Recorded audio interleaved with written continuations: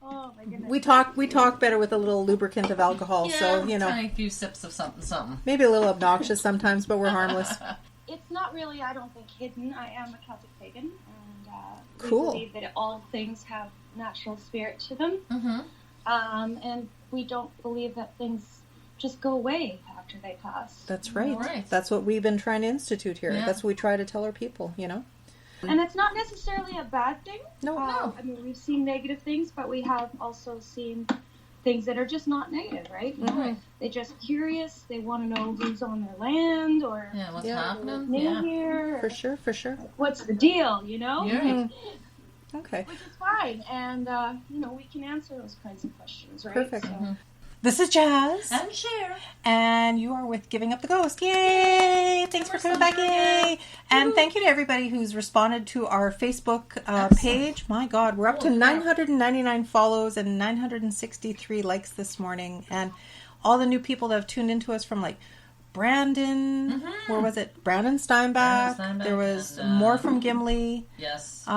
Just based on Facebook activity. Thank you guys for joining us. And definitely don't be scared of us. Feel free to contact us. And if you got stories to share, we'll listen to them because we totally get all this, Yeah. And as a result, our guests that we have with us today or tonight, we have Lorena. She's from Marchand, Manitoba. Mm-hmm. Near and dear to my heart because I have family that's been from there in the Woodridge area and Sher from Vita and Vassar and all that good stuff. Marchand That's right. So many times. Yes. Exactly. So, and I'm so sad about the Marchand Inn. Yeah. Oh my God. No poutine for you. Devastated.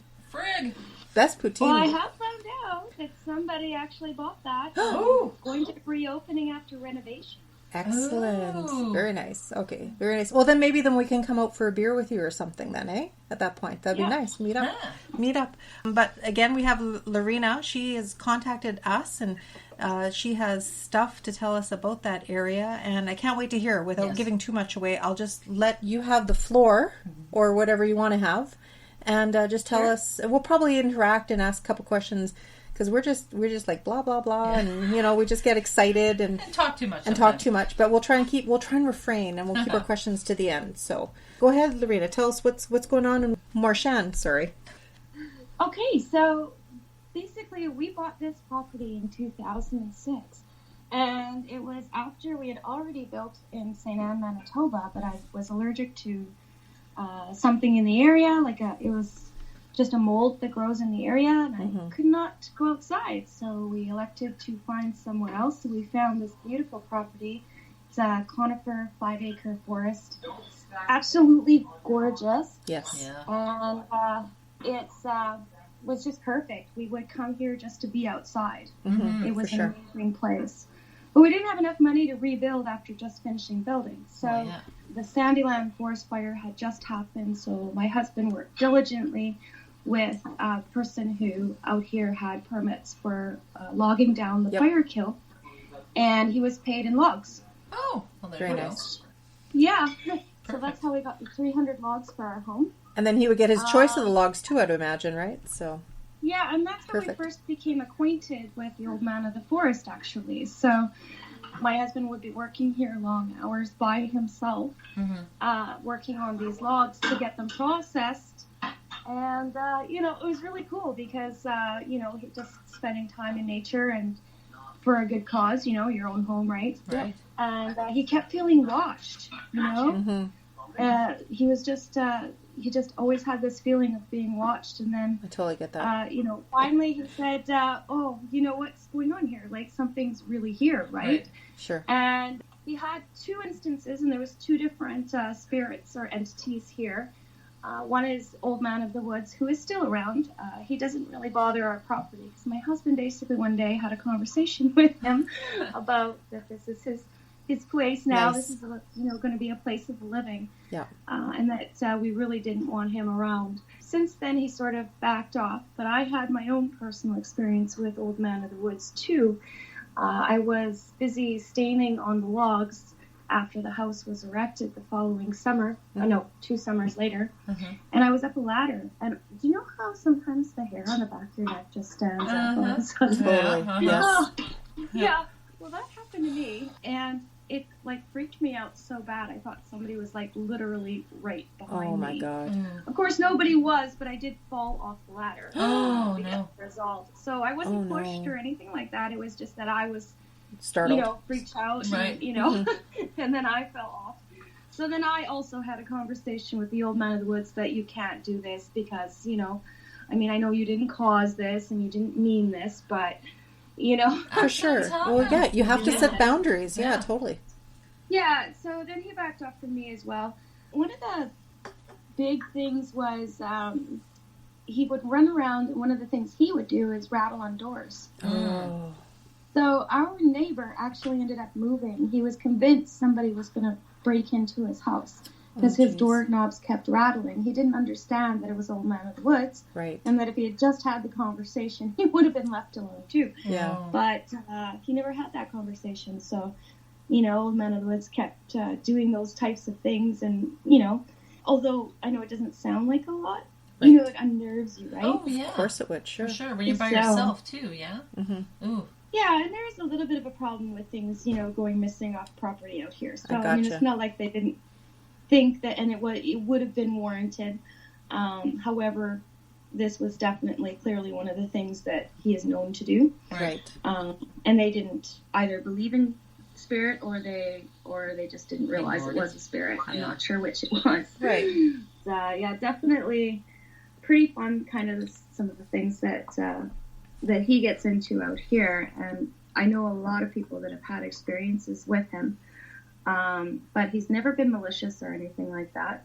There was a second spirit here. And my husband actually almost felt that he was more connected to the property. Right. And I think I sent you a breakdown of that experience from my husband. That was a very good description. Yeah. Yeah, so he actually saw what he could make out as like old-time clothing and things of that nature, which was pretty interesting. Mm-hmm. He actually saw this shadow figure. So, it's interesting. But I think because of the woods and, the railways, so we have the old iron and we have the water. Totally. Yeah. I think what happens is we have just a crossroads for spirits. I mean, we ended up having to ward our house, so we have protection symbols. I sent you one of them. I did. I saw it. That's yes, that was very awesome and a very good idea, in fact. Yeah. Yes. Yeah, my husband hand carved those actually into the home. We have 4 of them on every corner. Very nice. And we have wards in the yards as well because it just seems to be, before that it was just super active here. Yeah. And it was transient. It was very transient spirits. Right. I remember my granddaughter she was maybe about 3, and she saw a shadow man go right across the... You're not old enough to have a granddaughter, seriously? Seriously? Yeah. No way. So let's talk about more ghosts. That's right. Yeah. Let's get to the ghosts. So you're saying your granddaughter, as before I cut you off. Yeah. My granddaughter did see that shadow spirit right in my living room during the day. Bright sunshine, yeah. Freaked her out, and she was way too young to be lying about it. Oh, Exactly. Right. So yeah, I had to start saging the house regularly and just telling spirits to leave. Right. At one point, there was one time I was going through the whole house, and I had left on one of my sons' the room till the last, and it was only because he had a friend over, and I didn't know how this friend was going to take it. Mm-hmm. So I finally said, Ethan, I have to do something before the sage goes out, because otherwise I got to start over again. Right. And because you know that, right? Yeah. Mm-hmm. If your sage goes out while you're cleansing your house, you have to start from the beginning. Right. That means that it's pushed back on you. Right. Yeah. Anyway, so he said, no, Mom, go ahead. And I came in, and they literally both felt a presence go through them and then out the wall and leave the house. Really? It had actually chased into the room. Jeez. And, and it's very active out here. So like I said, at the end of the day, since my husband warded the 4 corners, Yes. we have been actually really good. Nice. I'll send you all 4 words just in case anybody wants to do it. Yeah, no, that's an awesome idea. Perfect. Thank you. Was there nothing out there before ever? Was it just all bushland there? Yeah, it was actually, but there was old settlements and old houses that just sort of homesteads. Yeah, with I've seen time, there's like a right? really old shack out there, eh? There's a few of them along the highway. They're Yeah, really cool. I'm just wondering. Yeah, absolutely. Yeah, Yeah. there's definitely a few of those kicking around for sure. Yeah. So, and also these properties would have still been owned, right? So they would have been this was a part of a larger farm Okay. at one point. And it definitely burnt before, because there are morels that grow here and chanterelles, and they usually like old burnt forest. Oh, Yay. nice. That's good for you. I'm jealous. Yeah. No kidding. We had blonde morels last year. Nice. Very, very nice, yeah. Cool. Very nice. Yeah. I know the one thing my dad would teach me when he'd take me out to the forest and stuff when my kids were little and whatever, and then he'd be like, see all those mushrooms standing there? And I'd be like, yeah. And he says, you don't eat those because if the deer come through here all the time, so if the deer hasn't touched them, then you know they're not good. So, you know, he'd give us all these little heads up and, you know, all the good stuff. That is true, but I've found lots of nibble marks on the Angelina flies.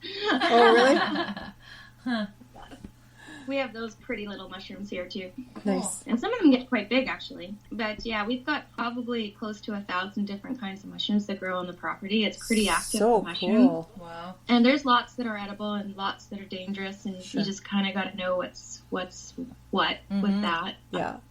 But it never ceases to amaze me, the things I find in this forest to, you know, either harvest, use as medicine, or those types of things. We have mullein that grows freely on this property, and nobody is allowed to mow or go near or do anything around my mullein plants. In fact, we built a garage 2 years ago, and my second-year rods came up. Okay.